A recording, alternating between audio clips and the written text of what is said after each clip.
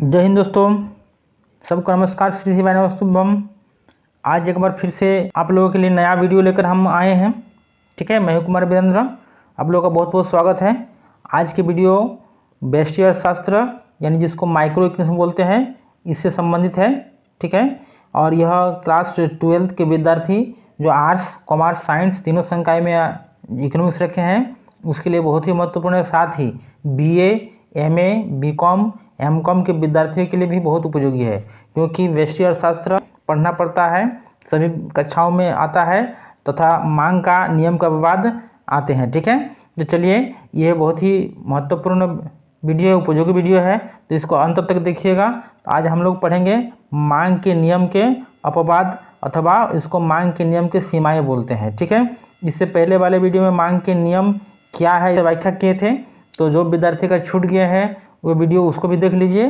तो आज हम लोग बताएंगे मांग के नियम के अपवाद और सबसे सरल भाषा में समझाएंगे। चलिए, तो देखते हैं मांग के नियम की अपवाद क्या क्या है अथवा सीमाएं क्या क्या है। तो परीक्षा में इस तरह के प्रश्न पूछे जाते हैं, मांग के नियम का अपवाद अथवा मांग के नियम की सीमाओं को लिखे। ठीक है, या सीधा सीधा लिखते हैं मांग के नियम का अपवाद क्या क्या है। कई बार कीमत के कम होने से मांग कम तथा कीमत के बढ़ने से मांग बढ़ती है।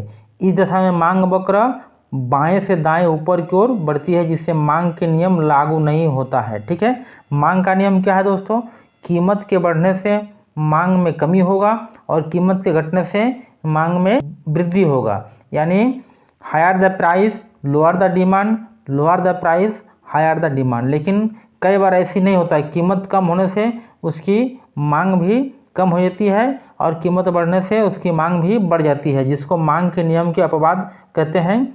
ठीक है, सबसे पहले रॉबर्ट गिब्सन, जो एक ब्रिटिश अर्थशास्त्री, उसने ऐसी दशा का विश्लेषण किया था। ठीक है, इसलिए इसको गिब्सन विरोधाभास भी कहा जाता है।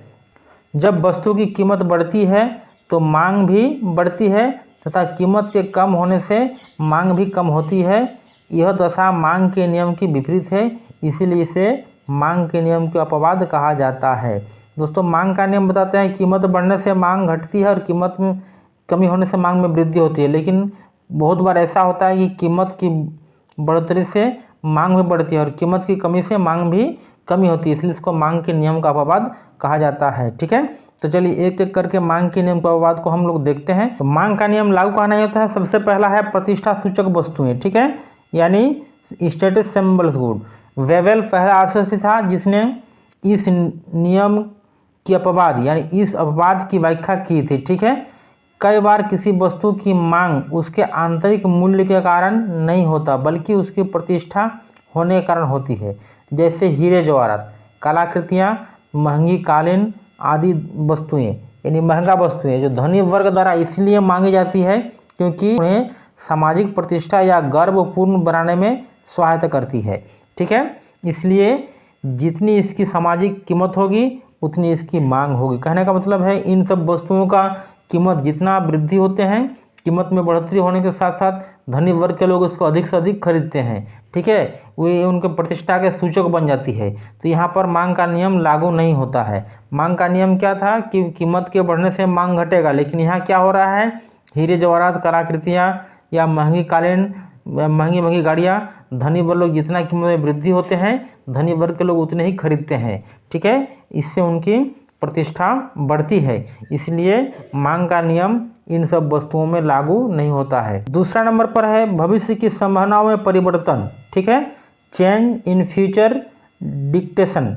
भविष्य में यदि संभावना रहता है परिवर्तन की, तभी मांग का नियम लागू नहीं होता है। यदि भविष्य में कीमत में वृद्धि की संभावना हो तो लोग वर्तमान समय में ऊंची कीमत पर भी वस्तु की अधिक मांग करेगी। ठीक है, और इसी प्रकार यदि लोग वस्तुओं की कीमत में कमी की संभावना करते हैं तो ऐसी वस्तु का वर्तमान समय में त्याग देगी और इसकी मांग कम करेंगी।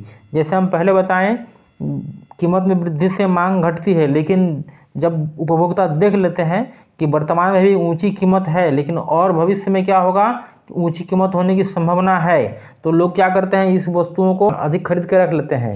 ठीक है, और यदि देखते हैं कि वर्तमान में कीमत में कमी हो रहा है, वर्तमान में कीमत कम है परंतु भविष्य में और भी कीमत कम होने की संभावना है, तो वह उस समय वस्तु का मांग बहुत कम करेंगे, केवल अपना उपभोग के लिए जितना जरूरी होता है उतना ही करेंगे, ठीक है। यानी वस्तु की वर्तमान समय में त्याग कर देंगे, इसलिए भविष्य की संभावना में परिवर्तन के समय भी मांग का नियम लागू नहीं होता है। तीसरा नंबर पर मांग का नियम लागू नहीं होने का गिफन पदार्थ, ठीक है, यानी गिफन गुड्स। गिफन पदार्थ सर रॉबर्ट गिफन के नाम के आधार पर वह घटिया पदार्थ होता है जिन्हें आय के कम होने पर उपभोक्ता अधिक खरीदता है तथा आय अधिक होने पर उपभोक्ता कम खरीदता है, ठीक है। वास्तव में घटिया पदार्थों का मांग उपभोक्ता बहुत कम करता है, ठीक है, इसलिए वह कम खरीदता है। जितना इसका मूल्य कम होगा लोग इसको बहुत कम खरीदेंगे, ठीक है। अर्थात जब ऐसे पदार्थ की कीमत कम होगी तो उपभोक्ता की वास्तविक आय बढ़ जाती है, पर उपभोक्ता इस पदार्थ की कम मांग करता है क्योंकि ये घटिया पदार्थ है, जिससे इन वस्तुओं के लिए मांग का नियम क्रियाशील नहीं होता है। यानी कहने का मतलब है गिफन पदार्थ या घटिया पदार्थ में मांग का नियम लागू नहीं होता है, ठीक है। लोग घटिया वस्तुओं को कम कीमत पर भी खरीदना पसंद नहीं करते हैं या नहीं खरीदते हैं, ठीक है, इसलिए घटिया पदार्थ में मांग का नियम लागू नहीं होता है। चौथा नंबर पर है जीवन आवश्यक वस्तुएं, ठीक है, यानी नेसेसरीज ऑफ लाइफ। यह नियम जीवन आवश्यक वस्तुओं जैसे दवाइयाँ, रसोई गैस आदि, तो दोस्तों जीवन आवश्यक वस्तुएं जैसे दवाएं, रसोई गैस आदि को खरीदते समय भी लागू नहीं होता है, ठीक। उदाहरण के लिए मान लीजिए आप दवाई खरीदने गए हैं और डॉक्टर आपका क्वांटिटी लिखा है 10 टैबलेट, और आप इससे पहले उन टैबलेट को 50 रुपया दे के ले गए थे, लेकिन वर्तमान में देख रहे हैं कि इसका कीमत बढ़ गया है, 70 रुपया हो गया है, तो आप इनका मात्रा कम नहीं करेंगे, यानी 70 रुपया में भी आप 10 की 10 टैबलेट खरीदेंगे। उसी प्रकार से रसोई गैस, ठीक है, रसोई गैस में क्या होगा, यदि रसोई गैस के दाम में वृद्धि होती है तो आप भोजन को अधपका करके नहीं खाएंगे, पूरा पकाएंगे, यानी जितना आप उपयोग करते थे भोजन पकाने के लिए उतना ही रसोई गैस का उपयोग करेंगे, ठीक है ना। इस प्रकार से जो जीवन आवश्यक वस्तुएं होते हैं उन पर यह नियम लागू नहीं होता है। और उदाहरण आपको दे रहे हैं जैसे नमक, नमक आप उतना ही प्रयोग करेंगे जितना आपका जीवन के लिए आवश्यक है, भोजन के लिए आवश्यक है, ठीक है। कम कीमत पर भी आप इसको अधिक नहीं प्रयोग करेंगे और अधिक कीमत पर भी इसको आप कम प्रयोग नहीं करेंगे, उचित मात्रा में ही नमक लेंगे, ठीक है ना। तो इन सभी वस्तुओं पर, जीवन आवश्यक वस्तुओं पर मांग का नियम लागू नहीं होता है, तो जिसको मांग के नियम का अपवाद कहते हैं। अब 5वां नंबर में है फैशन अथवा स्वाद में परिवर्तन, ठीक है दोस्तों। फैशन अथवा स्वाद में परिवर्तन के समय भी मांग का नियम लागू नहीं होता है, ठीक है। यह नियम उस दशा में भी लागू नहीं होता है जब फैशन और स्वाद में परिवर्तन होता है।